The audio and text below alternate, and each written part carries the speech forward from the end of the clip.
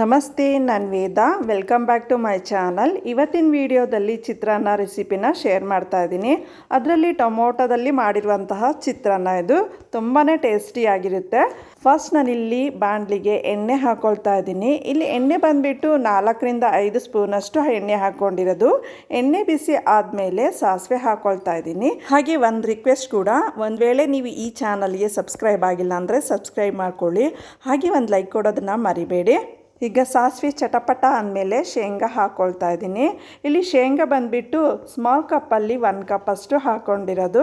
ಇಲ್ಲಿ ಶೇಂಗಾನ ಫ್ರೈ ಮಾಡ್ಕೊಳ್ಬೇಕಾದ್ರೆ 0.5% ಅಷ್ಟು ಬೇಯಿಸ್ಕೊಳ್ಬೇಕಾಗುತ್ತೆ. ಅಂದರೆ ಕಡಲೆಬೇಳೆ ಮತ್ತು ಉದ್ದಿನಬೇಳೆ ಹಾಕ್ಕೊಳ್ಳೋಕ್ಕಿಂತ ಮುಂಚೆ ಶೇಂಗಾನ ಸ್ವಲ್ಪ ಬೇಯಿಸ್ಕೊಂಡ್ಬಿಡೋಣ. ಈಗ ನೋಡಿ, ಶೇಂಗಾ ಸ್ವಲ್ಪ ಫ್ರೈ ಆಗಿರೋದ್ರಿಂದ ಕಡಲೆಬೇಳೆ ಹಾಕ್ಕೊಳ್ತಾ ಇದ್ದೀನಿ. ಇಲ್ಲಿ ಕಡಲೆಬೇಳೆ ಬಂದುಬಿಟ್ಟು 1 ಸ್ಪೂನಷ್ಟು ಹಾಕ್ಕೊಂಡಿರೋದು.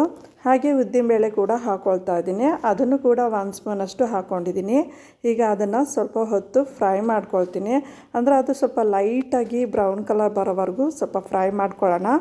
ಈಗ ಜೀರಿಗೆ ಸೇರಿಸ್ಕೊಳ್ತಾ ಇದ್ದೀನಿ. ಜೀರಿಗೆ ಬಂದುಬಿಟ್ಟು 1/2 ಸ್ಪೂನಷ್ಟು ಹಾಕ್ಕೊಂಡಿರೋದು. ಇಲ್ಲಿ ಜೀರಿಗೆನೂ ಕೂಡ ಸ್ವಲ್ಪ ಫ್ರೈ ಮಾಡ್ಕೊಳ್ತೀನಿ. ಈಗ ಈರುಳ್ಳಿ ಹಾಕ್ಕೊಳ್ತಾ ಇದ್ದೀನಿ. ಇಲ್ಲಿ ಈರುಳ್ಳಿ ಬಂದುಬಿಟ್ಟು ಮೀಡಿಯಮ್ ಸೈಜಲ್ಲಿ 2 ಹಾಕ್ಕೊಂಡಿರೋದು. ಅದನ್ನು ಸ್ವಲ್ಪ ಸಣ್ಣಕ್ಕೆ ಕಟ್ ಮಾಡಿ ಹಾಕ್ಕೊಳ್ತಾ ಇದ್ದೀನಿ. ಇಲ್ಲಿ ಈರುಳ್ಳಿನ ಸ್ವಲ್ಪ ಹೊತ್ತು ಫ್ರೈ ಮಾಡ್ಕೊಳ್ತೀನಿ. ಈರುಳ್ಳಿ ಸ್ವಲ್ಪ ಫ್ರೈ ಆದಮೇಲೆ ಈಗ ಕರಿಬೇವಿನ ಸೊಪ್ಪು ಕೂಡ ಸೇರಿಸ್ಕೊಳ್ತಾ ಇದ್ದೀನಿ. ಹಾಗೆ ಹಸಿಮೆಣ್ಸಿನ್ಕಾಯಿ ಕೂಡ ಸೇರಿಸ್ಕೊಳ್ತಾ ಇದ್ದೀನಿ. ಇಲ್ಲಿ ಹಸಿಮೆಣ್ಸಿನ್ಕಾಯಿ ಬಂದುಬಿಟ್ಟು 4ರಿಂದ 5 ಹಸಿಮೆಣ್ಸಿನ್ಕಾಯಿ ತೊಗೊಂಡಿರೋದು. ಅವೆರಡನ್ನ ಒಟ್ಟಿಗೆ ಒಂದ್ಸಲ ಫ್ರೈ ಮಾಡ್ಕೊಳ್ತೀನಿ. ನಾನಿಲ್ಲಿ ಮೀಡಿಯಂ ಫ್ಲೇಮಲ್ಲೇ ಬೇಯಿಸ್ಕೊಳ್ತಾ ಇರೋದು. ಈಗ ಅರಿಶಿನ ಪುಡಿನೂ ಕೂಡ ಹಾಕ್ಕೊಳ್ತೀನಿ. ಅದನ್ನು ಸ್ವಲ್ಪ ಹಾಕ್ಕೊಂಡಿರೋದು. ಅದನ್ನು ಈರುಳ್ಳಿ ಒಗ್ಗರಣೆ ಜೊತೆಗೆ ಸ್ವಲ್ಪ ಫ್ರೈ ಮಾಡ್ಕೊಳ್ಳೋಣ. ಅಂದರೆ ಇದನ್ನು 2 ನಿಮಿಷ ಫ್ರೈ ಮಾಡ್ಕೊಳ್ತೀನಿ. ಈಗ ಟೊಮೊಟೊ ಹಾಕ್ಕೊಳ್ತಾ ಇದ್ದೀನಿ. ಇಲ್ಲಿ ಟೊಮೊಟೊ ಬಂದುಬಿಟ್ಟು ಮೀಡಿಯಮ್ ಸೈಜಲ್ಲಿ 2 ಹಾಕ್ಕೊಂಡಿರೋದು. ಅದನ್ನು ಸ್ವಲ್ಪ ಸಣ್ಣಕ್ಕೆ ಕಟ್ ಮಾಡಿ ಹಾಕ್ಕೊಂಡಿರೋದು. ಇಲ್ಲಿ ಟೊಮೊಟೊನ ಸ್ವಲ್ಪ ಹೊತ್ತು ಫ್ರೈ ಮಾಡ್ಕೊಳ್ತೀನಿ. ಅಂದರೆ ಇಲ್ಲಿ ಜ್ಯೂಸ್ ಬಿಡೋವರೆಗೂ ಫ್ರೈ ಮಾಡ್ಕೊಳ್ತೀನಿ. ಹಾಗೆ ಉಪ್ಪು ಕೂಡ ಸೇರಿಸ್ಕೊಳ್ತಾ ಇದ್ದೀನಿ. ಒಗ್ಗರಣೆಗೆ ಅಂತ ಸ್ವಲ್ಪ ಉಪ್ಪಿನ ಪುಡಿ ಹಾಕ್ಕೊಳ್ತಾ ಇರೋದು. ಹಾಗೆ ಕೊತ್ತಂಬರಿ ಸೊಪ್ಪು ಕೂಡ ಸೇರಿಸ್ಕೊಳ್ತಾ ಇದ್ದೀನಿ. ಇಲ್ಲಿ ಕೊತ್ತಂಬರಿ ಸೊಪ್ಪನ್ನ ಮೀಡಿಯಮ್ ಕಪ್ಪಲ್ಲಿ 1 ಕಪ್ಪಷ್ಟು ಹಾಕ್ಕೊಂಡಿರೋದು. ಇಲ್ಲಿ ಕೊತ್ತಂಬರಿ ಸೊಪ್ಪನ್ನ ಜಾಸ್ತಿ ಹಾಕಿದಷ್ಟು ಚೆನ್ನಾಗಿರುತ್ತೆ ಅಲ್ವಾ. ಅದನ್ನು ಕೂಡ ಸ್ವಲ್ಪ ಫ್ರೈ ಮಾಡ್ಕೊಳ್ತೀನಿ.